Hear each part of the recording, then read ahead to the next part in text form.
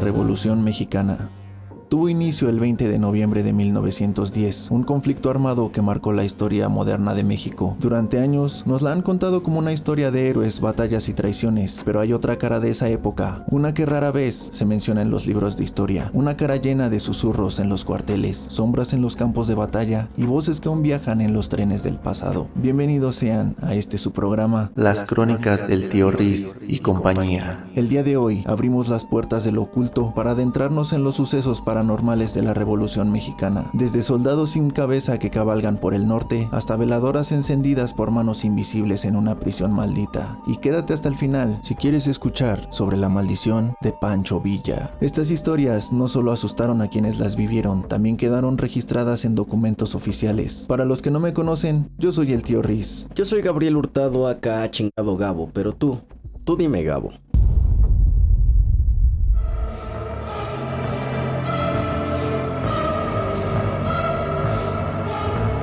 Prepárate para un viaje a lo desconocido, entre fusiles, fantasmas y cicatrices del alma, porque donde hubo guerra, también hay espíritus que nunca descansan.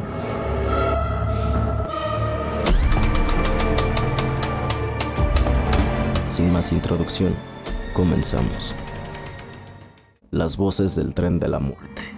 Entre Tehuacán, Puebla y Orizaba, Veracruz, aproximadamente entre 1914 y 1916. Durante la Revolución Mexicana, los ferrocarriles fueron clave para el transporte de tropas, armamento y heridos. En 1915, después de una serie de enfrentamientos entre fuerzas constitucionalistas y zapatistas, un tren militar que trasladaba a soldados heridos y algunos prisioneros desde Puebla rumbo a Veracruz fue atacado en un tramo montañoso cercano a Tehuacán, Puebla. Este hecho aparece brevemente en los archivos ferroviarios del ferrocarril mexicano, o resguardados por el Archivo General de la Nación, la AGN, donde se menciona un descarrilamiento deliberado y una fosa común improvisada para enterrar a los muertos. Según documentos fechados, en noviembre de 1915, un convoy compuesto por 3 vagones de carga, adaptados como enfermerías, un carro blindado y un vagón de carbón fue emboscado por fuerzas insurgentes, posiblemente zapatistas. Los heridos no pudieron defenderse y fueron asesinados en su mayoría. La cifra de muertos es incierta, pero se estiman entre 50 y 70 personas. Esto según notas encontradas en el boletín del Sindicato de Ferrocarrileros de Orizaba en la década de 1940.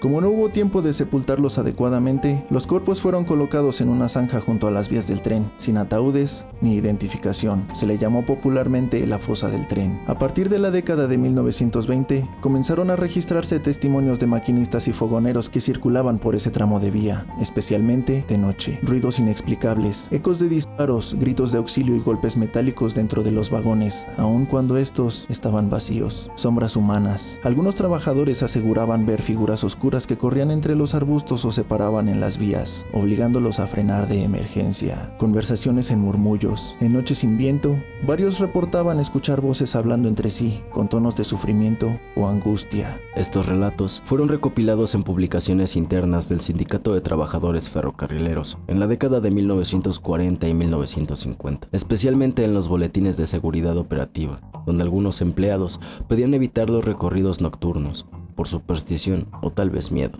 Hasta bien entrado el siglo XX, algunos trenes evitaban ese tramo por las noches, no por problemas técnicos, sino por las historias que pasaron de generación en generación entre los trabajadores del ferrocarril. Aunque muchos lo atribuyen a una sugestión colectiva, los relatos son consistentes, repetidos a lo largo de décadas y respaldados por registros sindicales y testimonios reales. Las veladoras del fuerte de San Juan de Ulúa.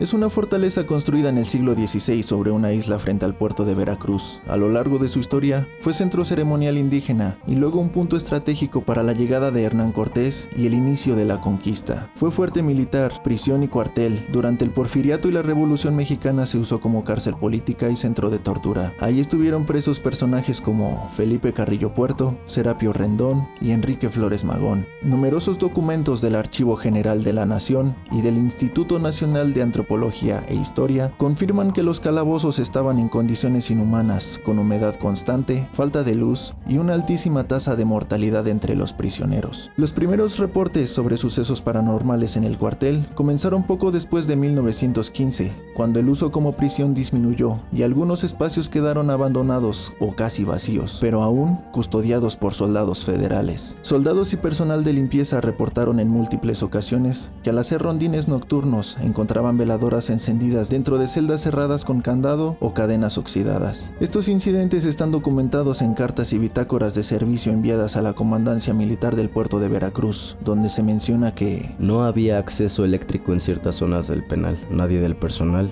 admitía haber encendido las veladoras. Algunas de estas veladoras estaban recién colocadas, con cera derretida reciente. Las celdas estaban vacías, sin actividad registrada. Un informe fichado en 1923, firmado por un teniente de infantería, relata que en 2 ocasiones diferentes vio una figura con sotana encendiendo una vela en la celda 12, y al acudir no había absolutamente nadie. Durante los años 70, el INAH Veracruz realizó una serie de entrevistas a ex trabajadores del fuerte, ahora conservadas en su archivo oral. Algunos de los testimonios más impactantes incluyen: Francisco Ríos, vigilante. Entramos a limpiar y siempre encontrábamos una veladora encendida. A veces olía como incienso. Una vez la apagamos y al día siguiente estaba otra vez encendida. Nadie tenía las llaves de ese cuarto. María Teresa, trabajadora de mantenimiento. Muchos decían que eran las almas que no descansaban, porque ahí mataron gente inocente. Se oían rezos en náhuatl o en latín, y eso que no había nadie. Historiadores y estudiosos del fenómeno han planteado algunas explicaciones. Rituales espiritistas clandestinos.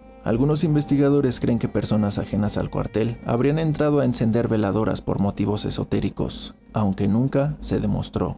Fenómeno de repetición psíquica. Según algunas teorías parapsicológicas, los hechos de sufrimiento intenso pueden generar residuos energéticos que se manifiestan como repeticiones, como ciertas acciones que se quedaron grabadas en el lugar. Culpa histórica colectiva. Se ha sugerido que los testimonios podrían estar ligados a la memoria traumática del sitio, considerado uno de los lugares con más crímenes políticos y tortura en la historia mexicana. Hoy en día, el fuerte de San Juan de Ulúa es un sitio histórico abierto al público, administrado por el INAH. Guías locales y algunos vigilantes aún cuentan esta historia a quienes visitan las celdas más antiguas. Incluso algunos turistas han reportado haber visto pequeños puntos de luz o sentir aromas a cera quemada en zonas donde no hay electricidad ni acceso. El general sin cabeza. Parras de la Fuente, Coahuila. También reportado en zonas de Durango y Chihuahua desde 1914 hasta nuestros días. Testimonio de campesinos, cronistas regionales y publicaciones locales. Durante la Revolución Mexicana, el norte del país fue escenario de múltiples batallas entre facciones villistas, constitucionalistas y federales. Una zona particularmente conflictiva fue la comarca lagunera y el desierto entre Parras y Mapimí, donde muchas tropas eran emboscadas y ejecutadas tras ser capturadas. Uno de los métodos más comunes de advertencia o castigo era la decapitación, un acto simbólico con fuerte carga de terror. En algunos casos, se colgaban las cabezas en los árboles o se clavaban en picas, esto para infundir miedo en la población o en los enemigos. Estas prácticas eran documentadas en textos como Crónicas del Norte en Guerra, del historiador Eduardo Olivares, en partes militares resguardadas en el Archivo Histórico de Coahuila. La ejecución que dio origen a la leyenda. Según registros orales y documentos recopilados por cronistas de la región, la historia del general sin cabeza surge en 1916. Cuando un general federal de apellido Aranda, acusado de traición y saqueos en comunidades rurales, fue capturado por fuerzas villistas cerca de Parras de la Fuente. El general, aún con su uniforme de gala, fue ejecutado públicamente por decapitación y su cuerpo fue enterrado en una fosa común, mientras su cabeza, según algunas versiones, fue arrojada al desierto o puesta en una lanza frente al cuartel villista. El acto generó tanto impacto entre los presentes que algunos aseguraban haber visto cómo el cadáver decapitado seguía moviéndose, incluso minutos después. Un antiguo parte de guerra, firmado por el comandante Ignacio Robles, habla de una ejecución agitada y perturbadora, sin dar mayores detalles. A partir de 1917, comenzaron a circular testimonios entre soldados, campesinos y viajeros que transitaban por los caminos rurales del desierto entre Parras y Cuatro Ciénegas. Todos describían una figura montada en un caballo negro, portando un uniforme militar completo, pero sin cabeza. Los relatos más comunes incluyen jinetes nocturnos que escuchaban el galope de otro caballo caballo y al voltear veían la figura sin rostro que los rebasaba a gran velocidad. Campesinos que lo veían detenerse en las cruces de caminos y luego desvanecerse en el aire dejando tras de sí un olor a pólvora. En algunas madrugadas se decía que se escuchaban gritos de mando en voz hueca, seguido por pasos de tropas fantasma. En 1953, el periódico El Siglo de Torreón publicó una nota titulada "Regresa el general decapitado al Camino Viejo", donde entrevistaron a un grupo de arrieros que afirmaban haberlo visto 3 veces cerca del Paso del Cuervo. La leyenda volvió a tomar fuerza cuando en los años 70, vigilantes de una hacienda abandonada reportaron ver luces y escuchar órdenes militares en la noche sin que hubiera nadie ahí. Testimonios y documentos históricos. Archivo General del Estado de Coahuila, Fondo Revolución, expediente 423B, que menciona la ejecución de un oficial de alto rango sin juicio formal. Crónica de Parras, edición especial de 1972. Recoge entrevistas con ancianos que conocieron la leyenda en su juventud. Historias de sombra y pólvora, 2005, libro de Eduardo Olivares. Incluye una sección dedicada al general sin cabeza y otros fantasmas de la revolución. Fonoteca, INA. Testimonio oral de Cipriano del Río, 1978. Yo lo vi, no tenía cabeza, pero el uniforme brillaba con la luna como si acabara de salir del cuartel. Algunos historiadores creen que la leyenda representa el trauma colectivo dejado por la brutalidad de la guerra en el norte del país. Otros lo ven como una metáfora de la autoridad ciega y decapitada, un poder militar que quedó sin control ni justicia, quedó condenado a vagar eternamente. Los habitantes de la región, sin embargo, insisten que el general sigue apareciendo, especialmente en noches cercanas al aniversario de su muerte, alrededor de septiembre, cuando el desierto se cubre de neblina. Algunos sitios asociados al general sin cabeza son Camino Viejo de Parras a Cuatro Ciénegas, especialmente el tramo conocido como El Silencio, ruinas de la hacienda de San Marcos, donde algunos dicen haberlo visto cabalgar entre los arcos, Paso del Cuervo, una ruta de contrabandistas donde han ocurrido varios accidentes inexplicables atribuidos al espectro. La maldición de Pancho Villa, Parral, Chihuahua y otras partes de México y Estados Unidos. Desde 1923 hasta la actualidad. Profanación, venganza post-mortem, objetos malditos, muertes misteriosas. ¿Quién fue Pancho Villa? Francisco Villa, cuyo nombre real era Doroteo Arango, fue uno de los líderes más emblemáticos de la Revolución Mexicana, comandante de la División del Norte. Villa fue visto como un héroe popular por muchos y como un bandolero o terrorista por otros. Después de firmar la paz con el gobierno en 1920, se retiró a vivir a su hacienda en Parral, Chihuahua. Sin embargo, fue asesinado en 1923. Emboscado en un auto junto a sus escoltas, la conspiración detrás de su muerte aún está rodeada de misterio. La profanación del cuerpo. Lo más perturbador de esta historia comienza años después de su muerte. En 1926, su tumba fue profanada. El ataúd apareció abierto y su cuerpo mutilado. Su cabeza había sido robada. Según reportes del Archivo Histórico de Parral, la exhumación no fue autorizada y hasta hoy se desconoce oficialmente el paradero del cráneo. Sin embargo, hay teorías que aseguran que la cabeza fue enviada a Estados Unidos, donde presuntamente formó parte de una colección privada o fue usada por una logia masónica. Incluso se ha mencionado a Skull and Bones,